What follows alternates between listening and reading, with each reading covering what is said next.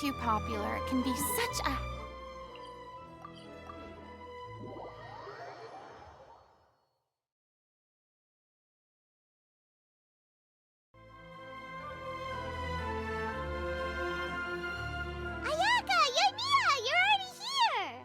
Good morning.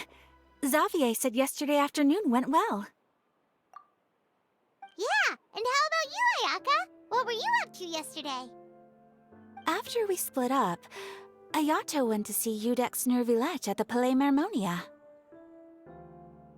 I was originally thinking of going with him, but he said he could manage it himself. He told me to go see the sights around Fontaine and to enjoy the local culture. So I rode the aqua bus with Yoimiya and visited the opera house on Aranias Island. Yeah, you wouldn't believe what we saw there!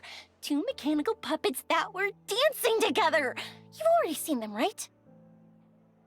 Yeah, those two! Amazing, aren't they? We sat and watched for quite a while. It was mesmerizing, like we could keep watching them forever. Oh, it was the same for us the first time we saw them, too! Afterwards, we went swimming at the beach! Well, diving, to be exact. It was the first time I ever breathed underwater! I held Ayaka's hand and we counted down together. 3, 2, 1, and then splash! We were beneath the waves.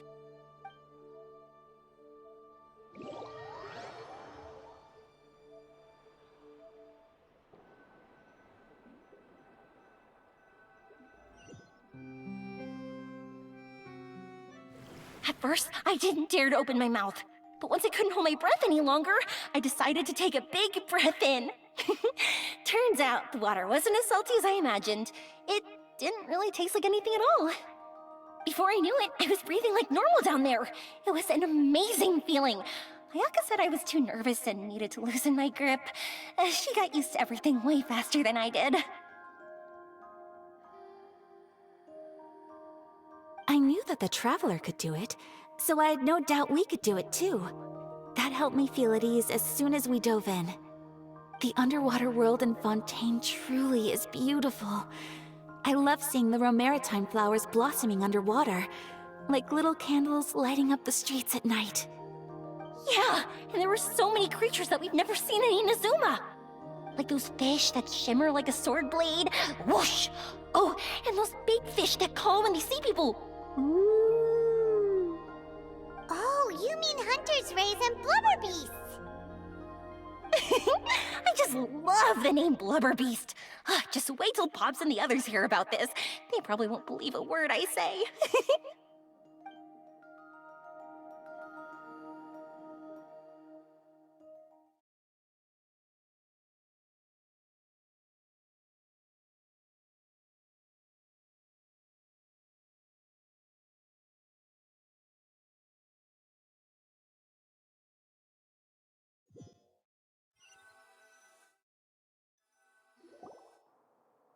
Yoimiya was down there for quite a while. It was dark before we finally rode the aqua bus back to the city. I figured she'd want to sleep in today. Yeah, even I was worried that I wouldn't be able to get up. I still felt like I was drifting in the waves when I went to sleep last night. But as soon as I woke up today, I remembered that we'd all be shooting a film together, and I was ready to go. Speaking of the film, where's everybody else? My brother and Xavier were speaking to the restaurant owner about using the place as a filming location. They should be here soon. As for the others, We're here. Please excuse my tardiness. I just finished the Special Patrol's 6-mile morning jog. Wait, 6 miles? I'm so tired. I heard you all chatting, so I decided to come down. I sure could use some of that endless energy everyone else has. Good morning, everyone. Morning. Can someone fetch me a cup of coffee? More milk, hold the sugar. Sure, I'd be happy to do that for you. No, you can't go anywhere. Please, have a seat over here so I can get started on your makeup. Ugh, the last thing I want is coffee stains on my costumes. I can get the coffee. It's the perfect job for an assistant.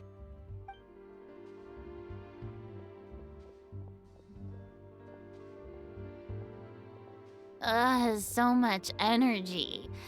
Seriously, what's her secret? Oh, Yoimiya's always like that. But you sure look exhausted, Farina. It's because you're not used to waking up so early, huh? Of course not. I spent the whole night reading the novel from cover to cover, marking sections that either need to be omitted or adapted. Wow, Paimon didn't expect you to be so thorough.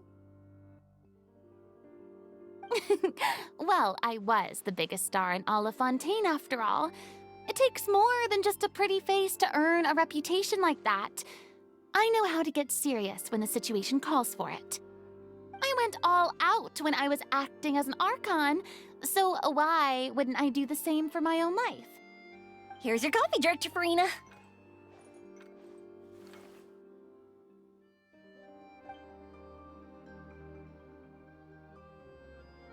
Oh, thank you. The sound of being called director and the aroma of coffee feels almost as refreshing as hearing the birds chirping in the morning. Ah, it seems everyone has managed to arrive on time. We've reached an agreement with the restaurant owner. We are free to use the second floor to shoot our film. Really? That's great! He is really looking forward to our film, and hopes that providing his restaurant as a filming location will attract more customers. Well then, Mr. Xavier, I'll leave the rest to you. Okay, thanks. First, I'd like to introduce our new members. This is our prop manager, Veronique. She'll be in charge of all the film's props and items. And this is Bonneau, our lighting technician. He'll be in charge of lighting and illumination to set up each scene's atmosphere. Wow, sure feels like we have some real professionals joining the crew now. First of all, please allow me to first express my sincerest gratitude to everyone in the crew. When my investor informed me yesterday that he wouldn't be able to provide the funds, I really thought that this was the nail in the coffin for this film. I had no idea that I'd find so many people willing to help me on such short notice. Thank you. Thank you all from the bottom of my heart. No need to be so cordial, Mr. Xavier. We're all honored to be a part of this. Your works made a profound impression on me when I saw them back in Inazuma. I am sure that someday, this film will be remembered as a prime example of cultural exchange between Fontaine and Inazuma. Yes, the story is the reason I agreed to join. I can't bear to even imagine what this film would look like without the very best director. Anyway, I would like to make a promise to everyone that as the producer of this film, I'll do whatever I can to ensure that everything goes as smoothly as possible.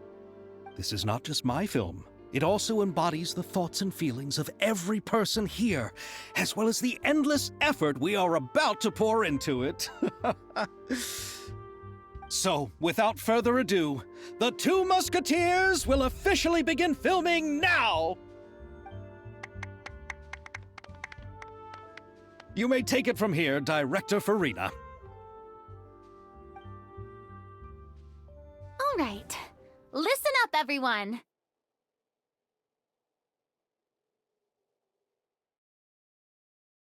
The first scene takes place when the two young musketeers are living at the Baron's home, still unaware of all that is about to happen to them. We'll need props and lighting to set the scene. Our lead actors can go get their makeup done, and extras, please take this time to go over your positions. Whoa, seems Farina's really kicking things into gear as the director. Is everyone clear? I don't want anyone traipsing around the set like umbrella finches. All right, cameras will start rolling as soon as the set is ready. Let's make a film that'll make some serious waves in Fontaine. Not the kind of waves that drown people. I mean the good kind of waves. she's still a bit traumatized by that. Anyway, let's go see if there's anything we can do to help.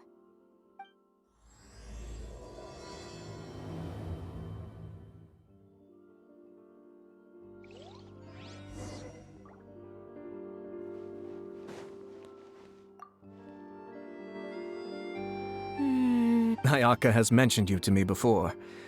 She said that you two were great friends when you were kids. No talking. I'm thinking about how to do your eyeshadow. Ah, yes. To help me really look the part. To achieve a more young and naive look for this scene. Are you saying the wrinkles around my eyes are too deep? You just have too much of a calculating look in your eyes. You sure don't mince your words. It seems you really haven't changed much. Quiet.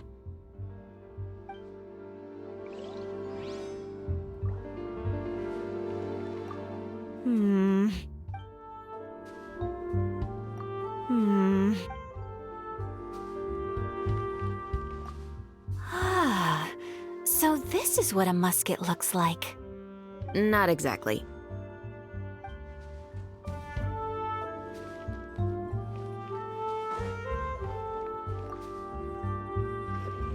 How about here? A little more to the left. You got it. Hey, Yoimiya, do you need a hand?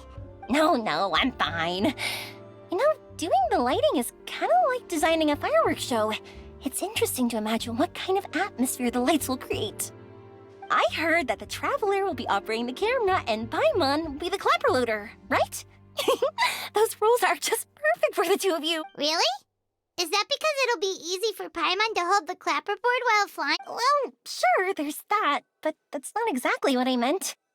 I just think that after all your journeys together, you two must have developed a super close bond and just naturally know how to work with each other. If I'm not mistaken, the director will want the cameras rolling. Oh, I see. It's amazing to see the magic behind filmmaking. Yoimiya, we need lights over there, too.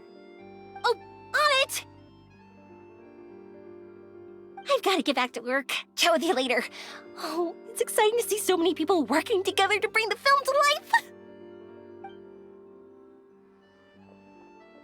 Seems like Yoimiya's really getting into it. But she was right. We do have a super close bond.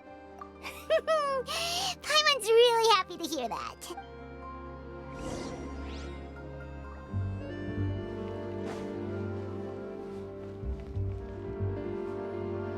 So, this is a real musket? No, it's just a prop weapon. Not bad. Have you seen a real musket before? Only in books and newspapers. I made this one based on the relative shape and proportions I saw in reference images. When we're filming, some special gunpowder will be applied around the muzzle, which will help create the flash and smoke effects of a real gun being fired. Which means it'll be up to the actors to portray the recoil. That's right. The sound effects for gunshots will also be added in post-production. Thank you, Veronique. I think I know where to start now. However, the musket's gears and firing pin could still use some work. Adding some wear on the metallic components will make them appear more realistic. Also, be sure to rub the muskets with some oil each time before we start shooting. That'll give the impression that the firearms have been well maintained. Good point. You seem to know a lot, Miss Chevres. I assume you use these types of firearms on a regular basis? Yes, I perform routine maintenance on my weapons every day. Just like we as people need to eat and sleep, muskets need to be cleaned and maintained. I also perform similar care for my sword every day, and familiarize myself with its shape and weight, to the point where it feels like a natural extension of my body. Yes, this way, our weapons will never betray us in the heat of battle. Yes, well said. It seems we have the same philosophy on this topic. Oh, sounds like they found a common interest to talk about. Though these props differ from the muskets I use, I can still give you some pointers. Good. I look forward to your instruction. First and foremost, never point the weapon at anyone, regardless of whether it's a real or prop weapon or whether you're holding it or it's on the table. This holds for any time when you're not actively engaging an enemy. Okay, understood. When aiming the musket, extend your arm so that it's level with your shoulder, and use your eye to look down the weapon's sights. Like this? Not bad. Now, try saying your lines. This is the end of the road for you. Good. Now turn your body a little. That way, you'll give your enemy less of a target to work with. And relax your shoulders. Here, allow me to demonstrate. This is the end of the road for you. Huh. Excuse me, Miss Chiori. Director Farina, there's something I wish to discuss with you. Oh? What is it? Like this? Yes, much better. What do you think? I do see your point. But are you sure you wish to do this? I believe it would be most fitting. Well, if you insist. All right, I understand. Miss Ayaka, Miss Chevres, could the two of you please come over here? Huh? What's going on? Are we gonna start filming now? Let's go see. What is it? I have a question for you, Miss Chevres. Would you be willing to play the role of a musketeer? What? To clarify, I would like to turn over my role to Miss Chevres. But brother... Don't worry, Ayaka. I actually view this as a good thing. I was becoming troubled trying to set aside some time to speak to the staff at the Palais Mermonia. I would like to have some conversations about the cultural exchange between our two countries, and I've heard that the bureaucratic process here can get rather complicated. Now, I will be able to focus on my work. Besides, you also know that I'm not really one for public performances. Are you really sure? From a director's point of view, I also felt like the relationship between the two musketeers in the original story could be improved. The older brother in the story plays the lead role with his overbearing character, but this causes his character to overshadow that of his sister, and the theme of the two supporting and relying on each other isn't conveyed very well. But if we were to change the siblings to two... Also, I've seen you instructing Ayaka. That cold and dignified personality is exactly what we need for the older musketeer. Of course, even with all these insights, the decision should still be made by Miss Chevres. Chevres mentioned that she really likes the story, right? Paimon bets that she'll take the role. All right, I'll take the role. Good. It's decided then. I'll get started on making edits to the script. We'll also need to make some immediate adjustments to the lighting, props, and costumes.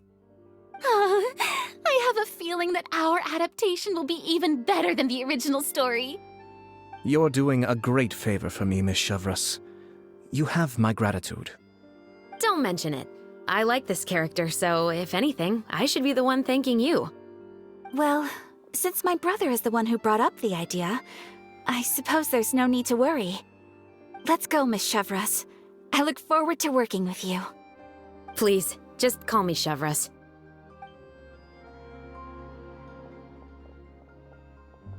Seems like you're really going out of your way to solve the problem I was having with your makeup. Surely you jest, Chiori. I assure you that I was mostly motivated by a desire to spend more time on formal business. Oh, come on. You really think I'd buy that? According to what I've heard from Ayaka, her brother is someone who can juggle 10 different matters at the same time. I'm sure you have other reasons for backing out. Perhaps. Ayaka always said she wanted to go out and see more of the world, just like the Traveler. But I feel that she needs not only to see other nations, but also to make some different kinds of friends.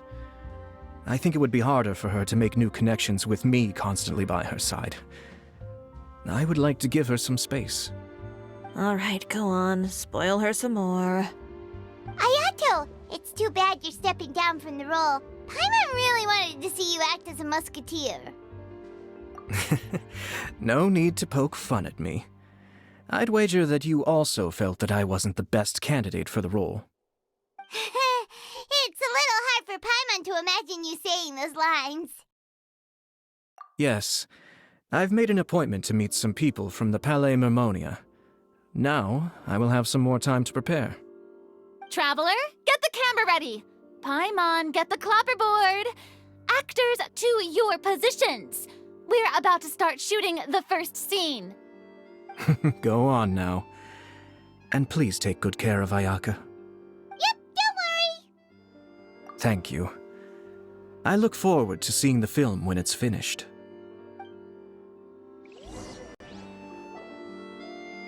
All right, now that we're all here, let me help set the scene for everyone.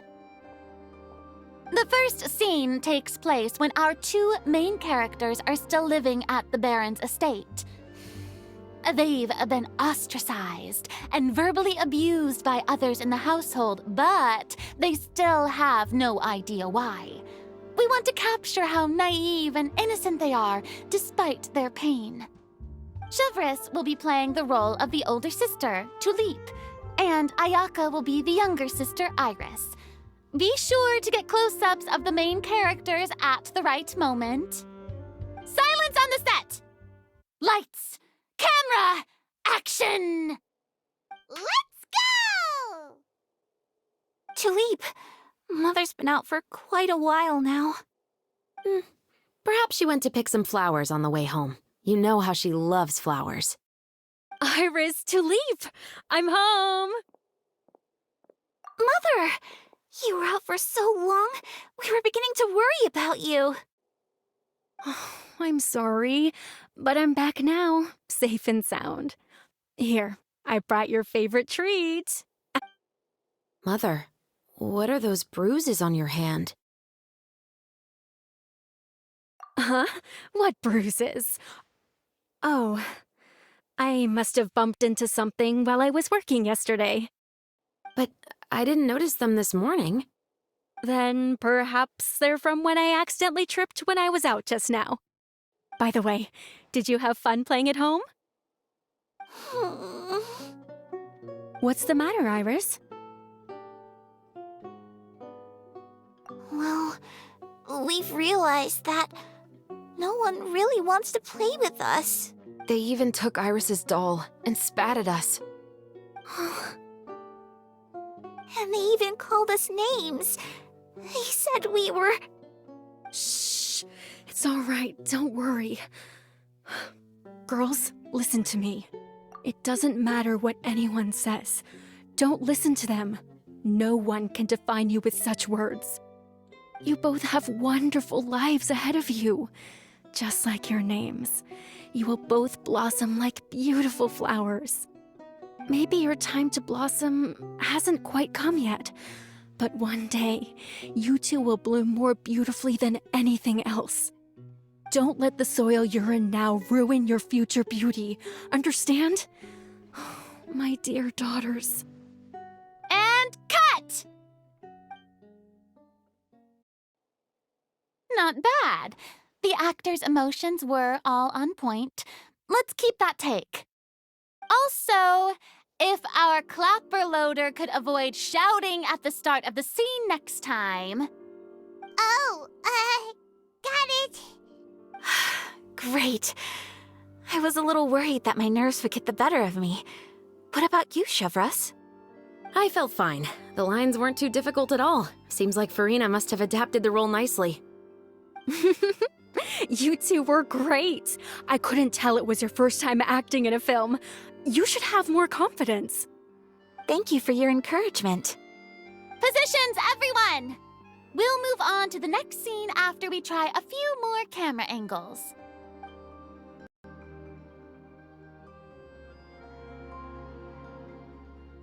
This scene is when our two characters return home, only to discover their mother has been murdered.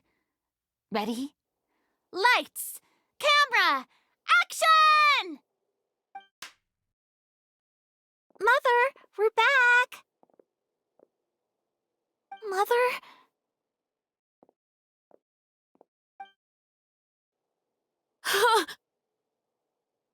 What's wrong, Tulip?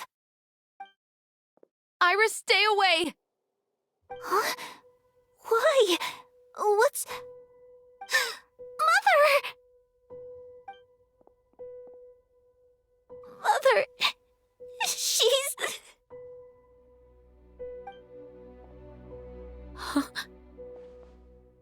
There's poison in this cup. Huh? I could have sworn I've seen this kind of cup before. Those aristocrats. They didn't even try to cover up their actions.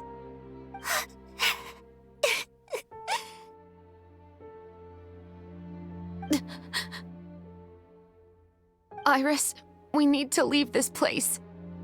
Leave? But now that Mother is gone, where can we even go? Anywhere. All I know is that we can't stay in this house. But are we just going to let them get away with this? We'll have our revenge, I promise you. Just not right now.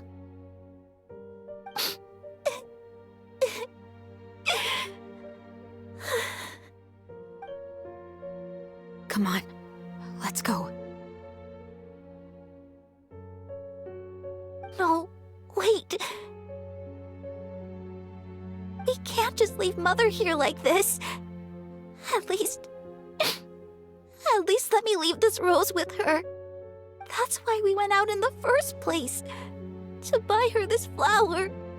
All right. Goodbye, Mother. We'll avenge you. Someday. And cut! Beautiful! Great performance! Oh my, you're so amazing, Ayaka! And were those real tears I saw? How did you do it? I was surprised too. Thank you for the kind compliments. Actually, as soon as Director Farina said action, I told myself not to think about anything. I just felt the weight of the moment and became the character. It's quite similar to practicing the art of the sword. You clear your mind and focus only on what's happening in front of you. Ayaka's performance was amazing. Have I discovered an acting prodigy? Pipe down, everyone! We need to move on to the next scene!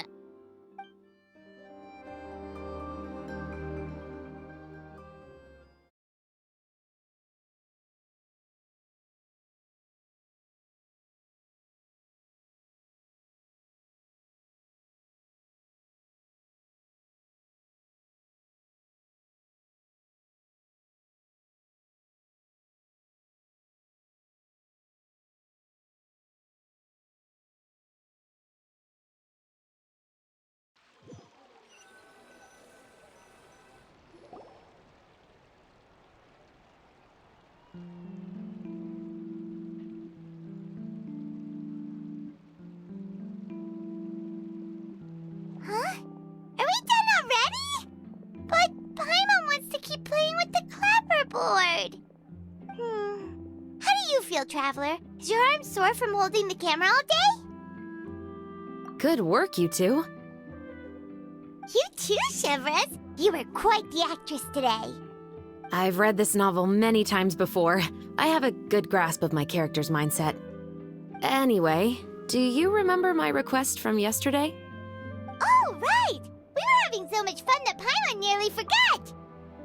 You have a case where the murders seem really similar to the cases in the novel, right? So, how are they similar exactly? In the story, the main characters grow up to become two musketeers, always using their guns to carry out their revenge. And on each of the victims, they place a rainbow rose as a signal that they've returned. Yes, that's correct. We found rainbow roses just like in the novel. Seems like you're connecting the dots now. Oh, that does sound pretty concerning. Especially after seeing the script today. Ooh, now Paimon can't stop wondering what kind of ulterior motive the murderer might have. What do you think, Traveler? You're smart. Paimon wants to hear your thoughts. Good. On behalf of Fontaine's Special Security and Surveillance Patrol, thank you for your dedication to justice. There's no time to lose. We should start investigating right away. Follow me. Huh? Right now? Well, we just got done filming all day. Paimon's... The most valuable intel always comes after nightfall. They are like small, remote islands in the middle of the sea. If you don't stay vigilant, you will pass right by them in the fog. That's how one of my favorite books always puts it, at least. So, where are we going right now?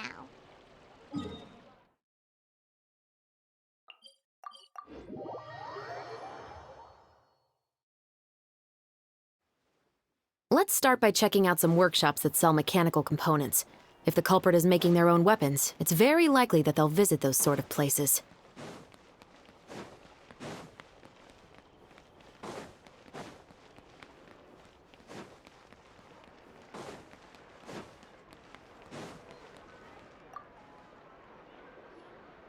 Welcome to LeChaux's Clockwork Workshop. How can I help you? Hello. I'd like to know if anyone has purchased some special components lately. Special components? Sorry, could you be more specific? I mean the kind of components that aren't typically used for clockwork toys, but for firearms. Huh? For firearms? No, we don't sell those sort of things here. Don't misunderstand. I'm not here to cause any trouble. We are merely investigating a case, and we're hoping that you could cooperate. Well, to be completely honest, I'm not even sure what kind of components that would entail. Has anyone ever purchased components here as an individual rather than on behalf of an organization? We have a lot of customers who buy toys, but those who buy components are all regular customers who buy in bulk on behalf of their organization. Is that so? I understand. Thank you for your cooperation. You're welcome. It's the least I can do.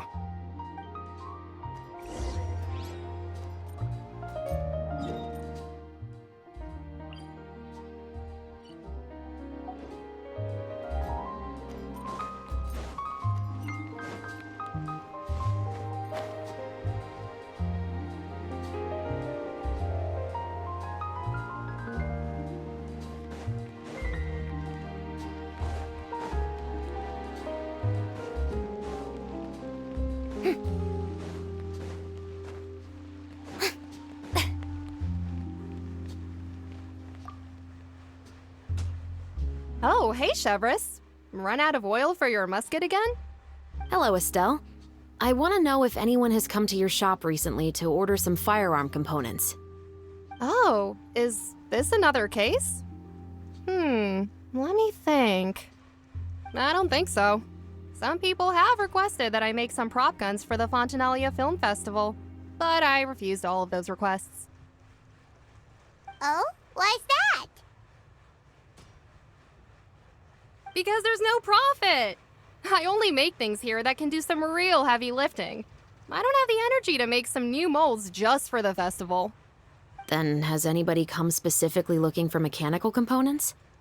Well, I usually sell off my scrap to the Fleuve Cendre. I don't typically give them to one specific person. I understand. Thanks for your cooperation. Don't mention it. Always happy to have the Musketeers' patronage. Seems like we haven't found any leads to go off yet. Yeah, unfortunately. All right, let's head to Fleuve Cendre next. Huh? Are you sure? People might not be so thrilled to see the captain of the special patrol there. You think so, huh? Then I guess you don't know. Huh? Know what? That I grew up in Fleuve Cendre.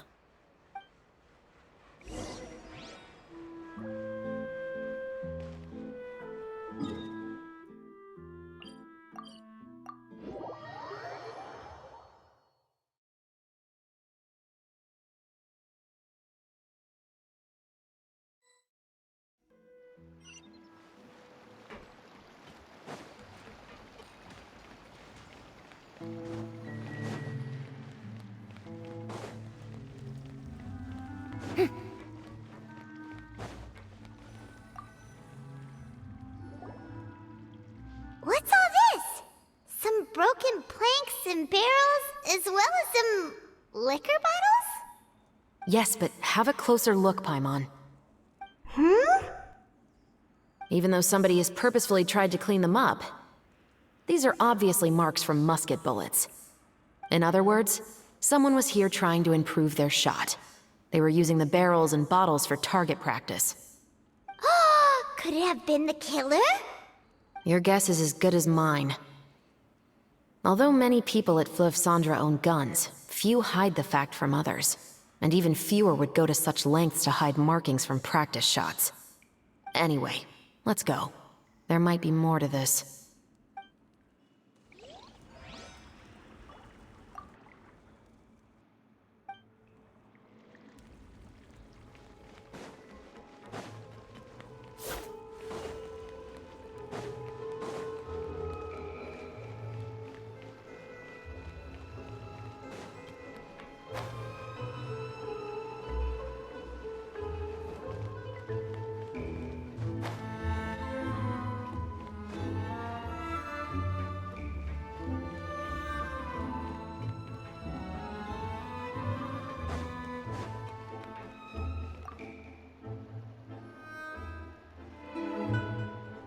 It's been a while, Tetro. Please, just get on with your request. I want to know if you've heard anybody talking about muskets lately. Information isn't free, you know. I've heard that bandits have been extremely active in the countryside recently, and they've been affecting the delivery of goods to Poisson. I can allocate some more manpower to help out with that problem. What do you say? You're still as helpful as ever. One of our men got drunk at dinner about a month ago and lost his gun. 3 days later, it turned up in the corner here. What's weird about that? He just forgot where he put it, right? This is Fleuve Cendre, my friend. Anything of value left in the tavern won't ever make it to the next day.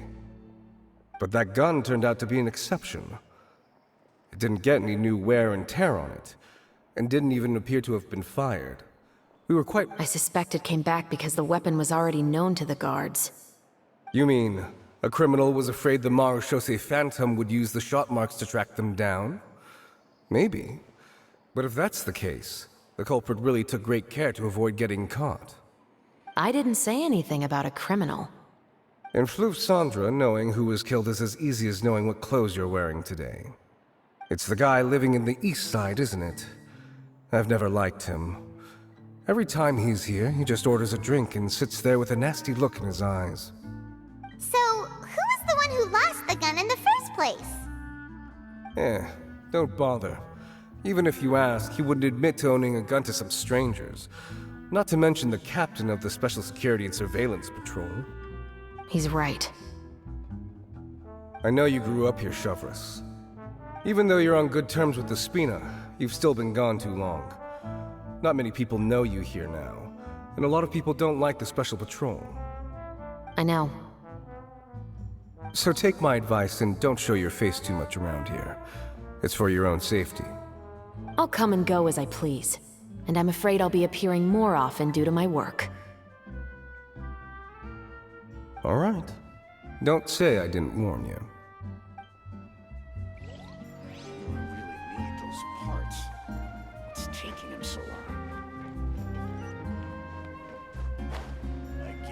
Finally on the right path.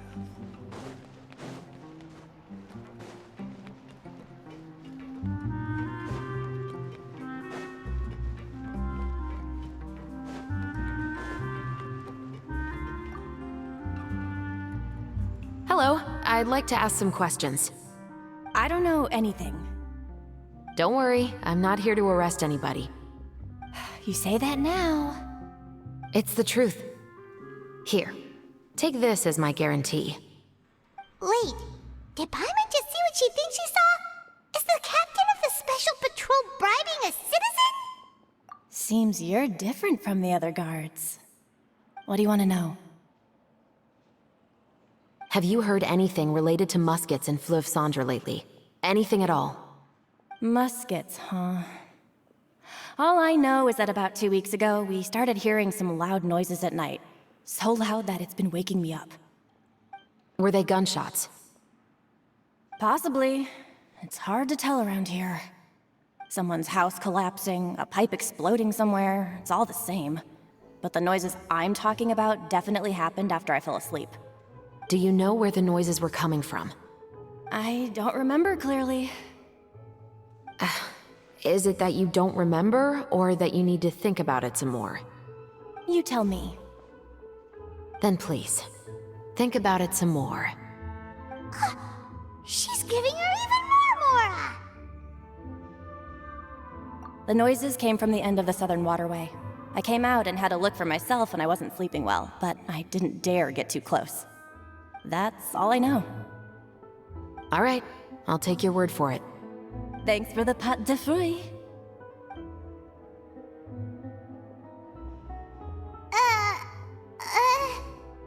No need to be surprised.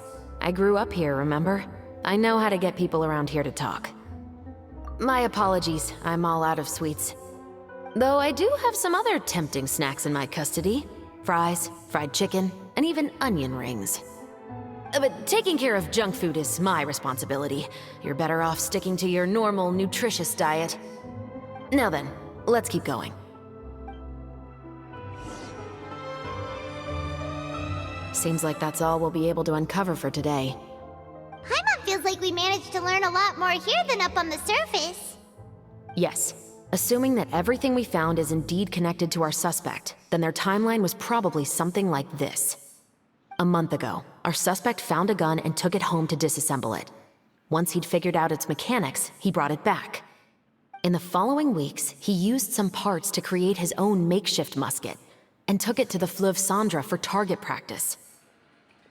Then, a few days ago, he found his target and carried out the murder. Once the deed was done, he left a rainbow rose on the body, just like the scene in the novel. That all makes sense to Paimon, but we're still no closer to figuring out the killer's identity. The deceased was a resident of Fleuve Cendra. It's said that he was a poor, solitary man. Yeah, that's also something I'm trying to figure out. If we are indeed following the novel, and there's a story behind the murder, then this murder should be an act of vengeance. But according to our investigation, the deceased didn't have any enemies. He was no saint, but no one's heard of a rival who hated him enough to shoot him dead, much less care to leave a rose on his body. What message is the killer trying to convey, and to whom exactly? We've thoroughly investigated that possibility. He claims to have spent the whole day at the Opera House on the day of the murder, and the staff there have confirmed his account. Okay, so he has an alibi. Not only that, he lacks a credible motive as well. He has a family of his own, and both of his parents are still alive. I've looked into his records. He was adopted at the age of 6, and all the proper procedures were followed. There are also records of him at an orphanage before then. In the story, the mother of the 2 musketeers was murdered after the children turned 10. Of course, he could have changed the children's ages, but I don't want to assume anything without evidence. More importantly, I've also had a chat with him in person. He didn't seem like the kind of person who would pull the trigger to kill a man. Then, what should we do now? We have all this new information, but it doesn't help us move forward. Investigations take time. I didn't expect us to catch the culprit in just a single day. How about this? Let's spend the next few days filming with the crew. We can continue the investigation once we're done with the film. I'm sure that given time, new leads will present themselves. Wait, but weren't you saying Intel is like small, remote islands in the middle of the sea just a moment ago? Wouldn't you just miss them if you were to stop looking? Ah, but the book had more than one reference to the islands, Paimon. Oh? What else did it say then? As long as you spend enough time sailing through the fog, you'll eventually come across an island.